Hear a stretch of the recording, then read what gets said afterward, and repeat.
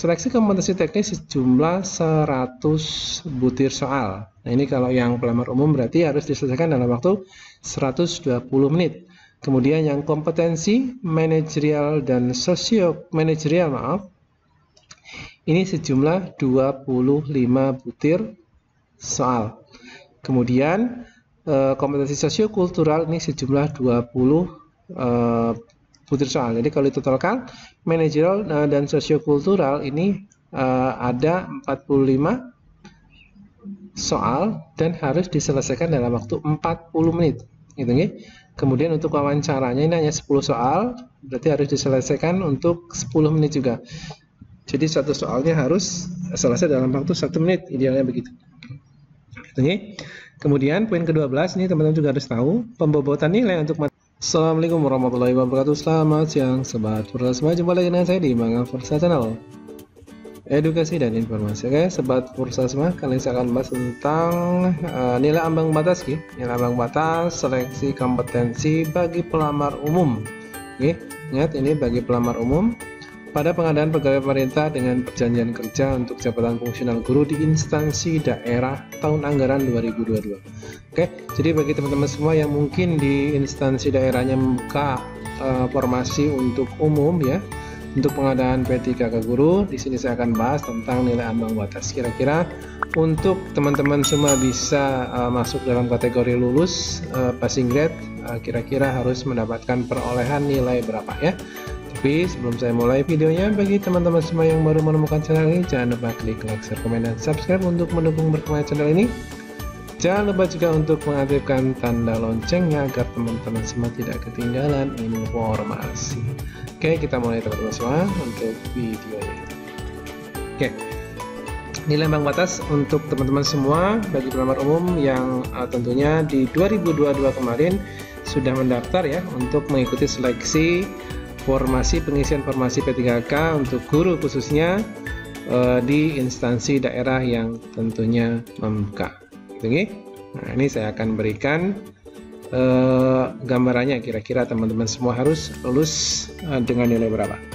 Oke, teman-teman semua, untuk seleksi kompetensi pengadaan pegawai pemerintah dengan perjanjian kerja untuk jabatan fungsional guru tahun anggaran 2002 ini bagi pelamar umum meliputi seleksi kompetensi teknis. Berarti ini teman-teman juga nanti harus lulus passing grade kompetensi teknis, dan kesananya tentunya teman-teman juga harus tahu ya. Kemudian teman-teman juga harus memenuhi ambang batas seleksi kompetensi manajerial, seleksi kompetensi sosiokultural, dan tentunya untuk wawancara juga teman-teman harus memenuhi nilai atau kriteria ambang batas. Gitu ya.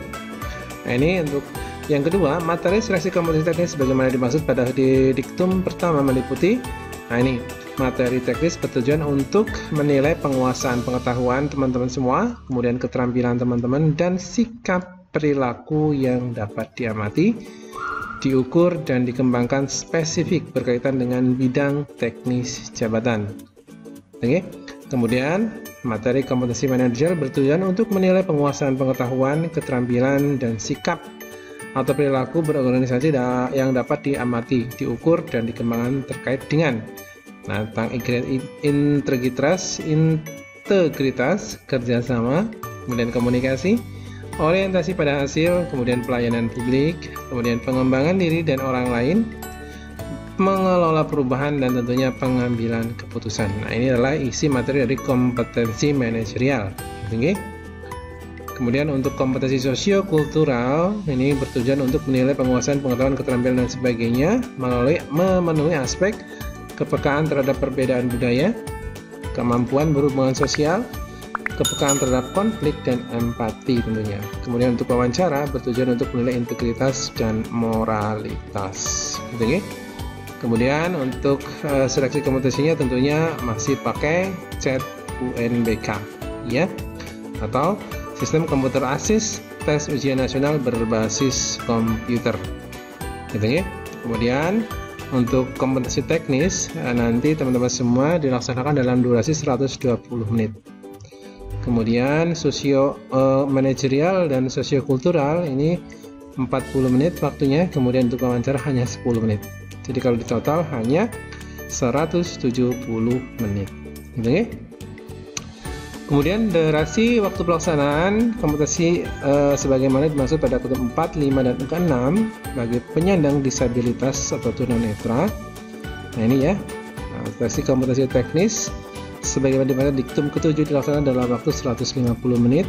Kemudian ini berarti tambah 10 menit berbeda nih, ini 120, ini 150, 30 menit ya, lebih lama ya. Ini khusus untuk yang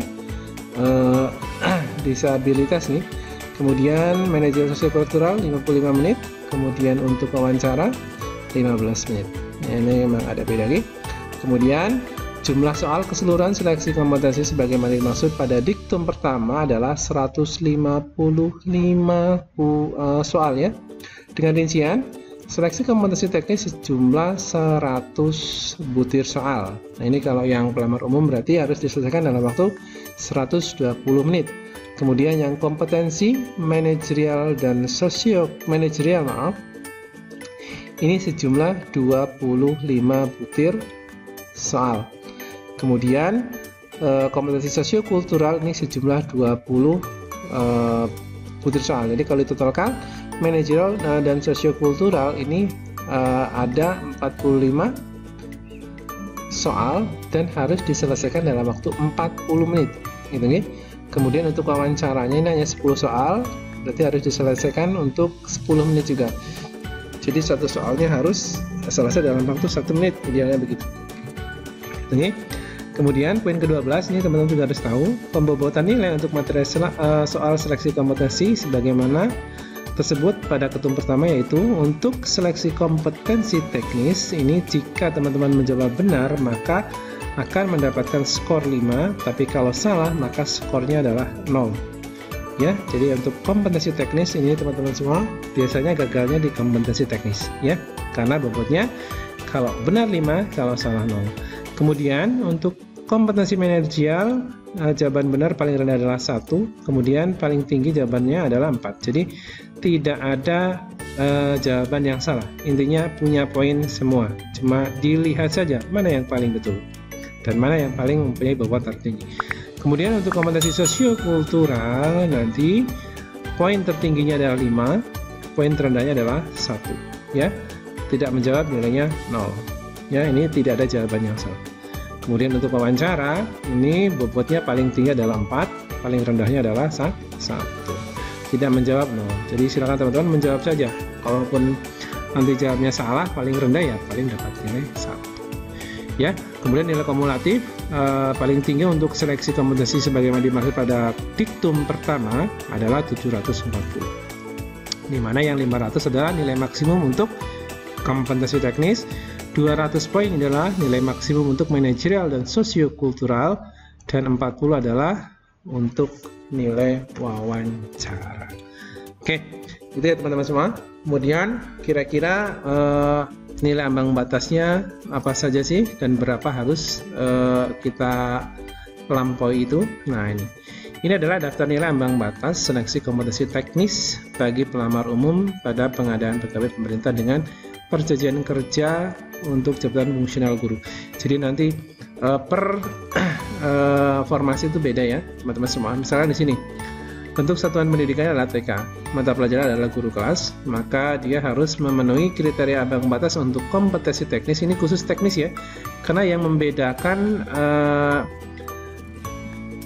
bentuk pendidikan membedakan antara formasi satu, misalkan mapel satu dengan mapel lain itu adalah kompetensi teknisnya saja. Kalau sosiokultural, manajerial, dan wawancara itu sama ya.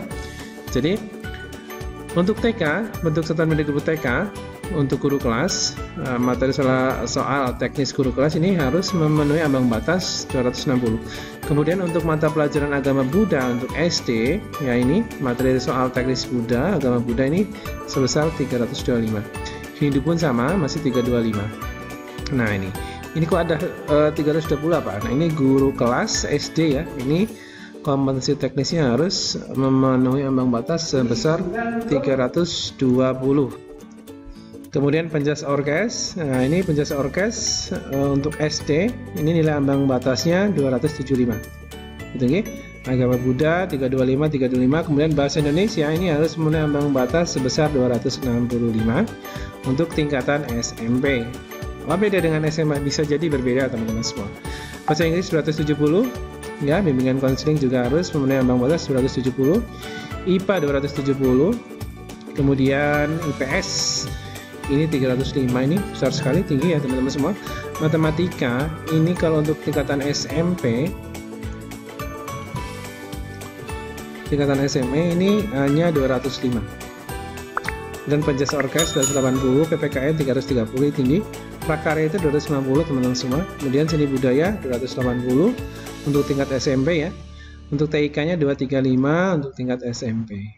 Kemudian kalau tingkat SMA ini teman-teman semua. Nah, ini udah tingkat SMA ya. Tingkat SMA untuk pendidikan agama ini rata-rata 325. Ya. Kemudian untuk pendidikan khusus, nah ini 270.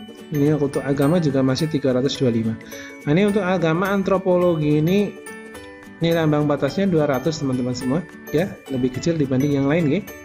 Bahasa Arabnya 275, kemudian Prancis 240, bimbingan konseling 285, ini tingkat SLTA, biologi 295, ekonomi 275, fisika 250, geografi 250, kimia 290,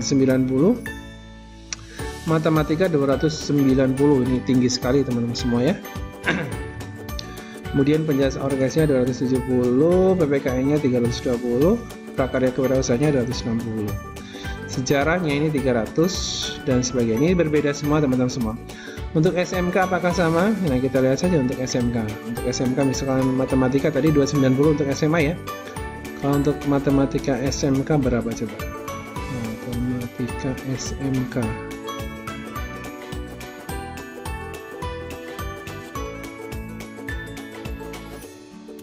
Ada tidak matematika SMK? Ternyata tidak ada. Mungkin sama dengan SMA gitu teman-teman semua.